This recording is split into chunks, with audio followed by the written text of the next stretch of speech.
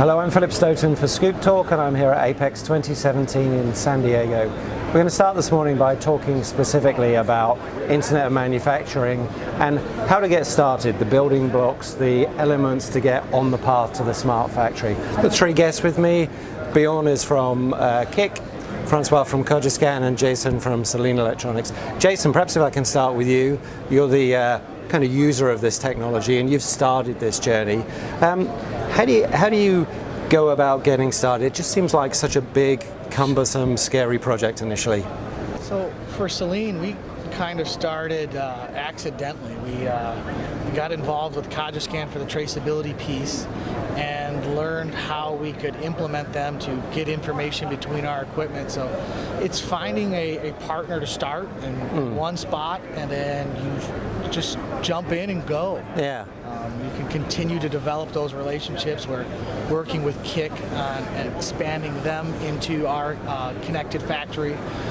We use them in a lot of different spots, but finding ways to integrate them into the holistic system comes as you learn the systems a lot more than you have them today. Yeah. So we've had RPI for a while, but how does that fit in so that our technicians can use that information to make Saline more effective is an ongoing growth process. Yeah, but I guess initially you have to start with a willingness to do it, and maybe a team. Who decides how you go about this process within your organization? So in Saline, it was our president, Mario Sciberras. He got us started.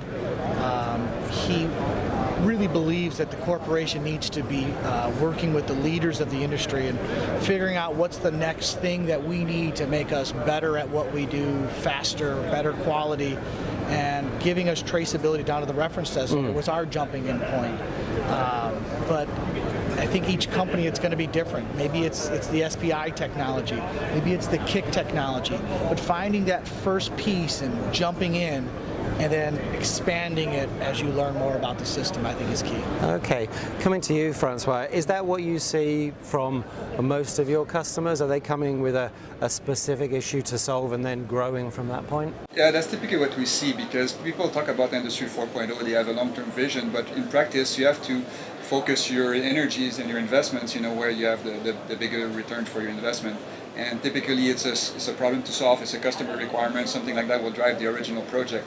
So, but you need something that's very modular and scalable so that over time you can obviously expand that. But typically that's very common.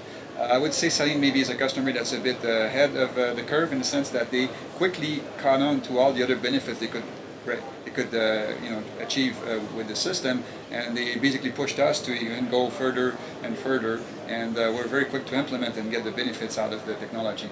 Yeah, and you're working not just with Saline, but you're working with their other vendors as well, like KIK, but like Juki and a whole bunch of others. How important is it for you to have that open communication at that level to be able to work with those guys? Yeah, it's a good question. It's the key actually, is to be able to work with the different vendors hand in hand very closely, because Industry 4.0 will not be achieved by a single vendor. It's really about collaboration, about being open with each other and trying to find the best possible solution for the end user, because there's all kinds of different software in the industry. Every machine vendors does their own software, they're very good at it.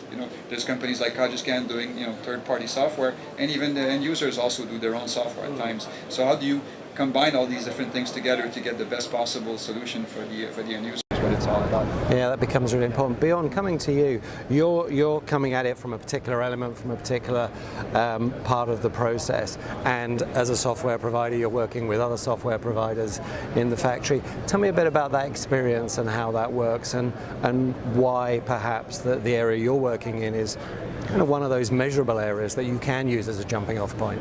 Right. So we're in the reflow or the thermal process wave sorter machines, and they have historically been considered the black box of the process line. You don't know what's going on in there. And as companies started working with Cogiscan and other MES companies and connected machines and data to a networked central database, that was the missing link. And so a Reflow Oven is really there to produce an acceptable profile, and that's the one piece of information that was not available. So we, in real time, will provide that and send it via Cogiscan or wherever the customers want that information. And I think that what's happening now with Industry 4.0 or IIoT is, until now, it's been focused on the machines, and they get faster, better, more reliable, and so forth.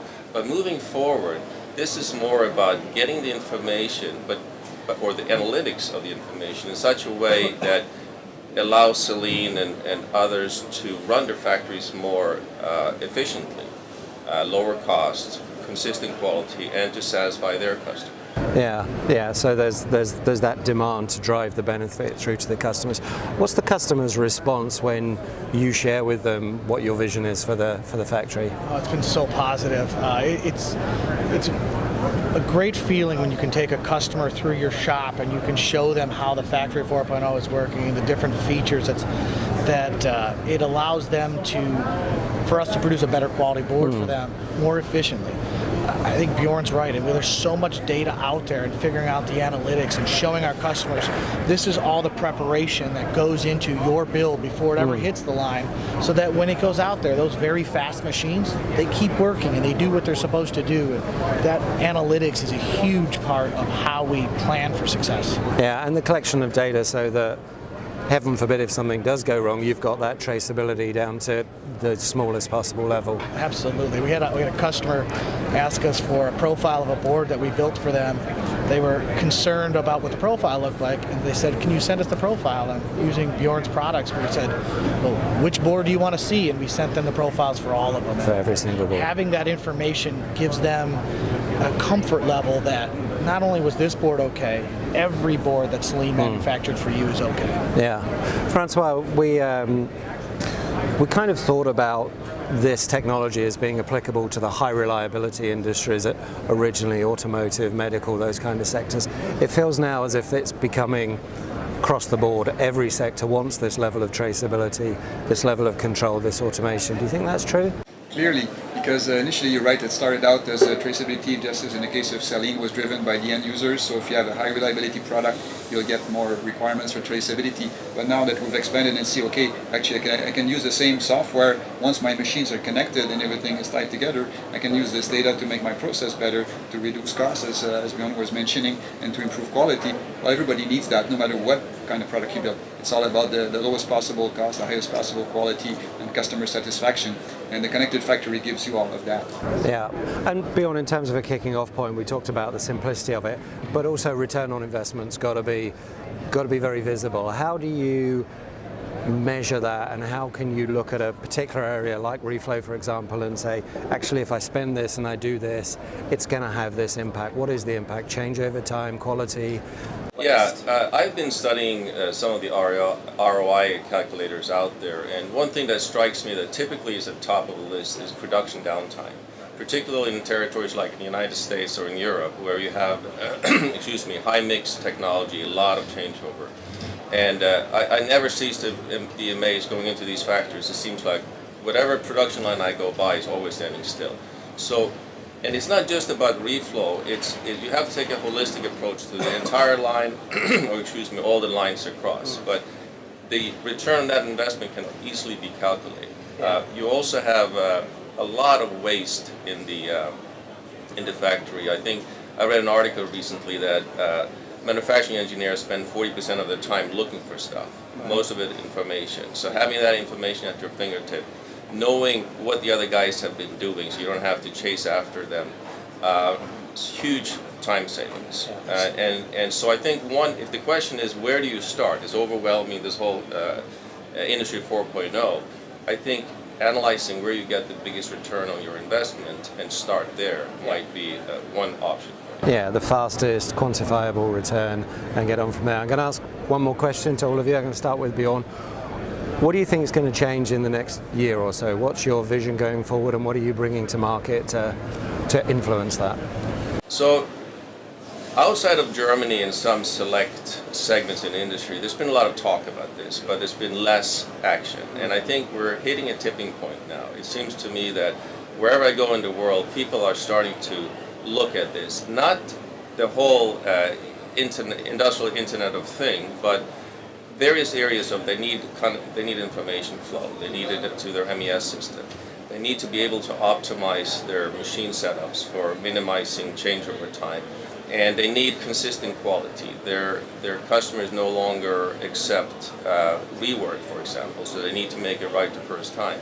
So there's a lot of needs in the industry developing now that is forcing this technology, and I think the smart factory will really start taking off in this year and next year. Okay, François, from your point of view. I agree with everything that Bjorn just said. I think everything needs to be driven by ROI. Definitely, we see people understand that requirement today for things like material control, for example, knowing where your components are in real time, knowing how many you've used, and all of that. There's a lot of money tied into those materials. Some of these functions are pretty basic, but still today, I think the main barrier that's preventing the industry for really getting into Industry 4.0 is all the connectivity part of it. You know, how does this machine talk to that software, to this machine, to this storage system? So this is really the area where Cogiscan is focused right now, is trying to work with all the different vendors, and you see that at the show here. You know, a lot of signs of Cogiscan Connect. It's our new program for tying all these different pieces, different machines, different software together, and trying to enable, you know, today Industry 4.0 based on existing interfaces and existing standards. And lastly, from you, Jason, you're living this. What's your vision within your company over the next 12 months? So Bjorn hit it a little bit with the analytics.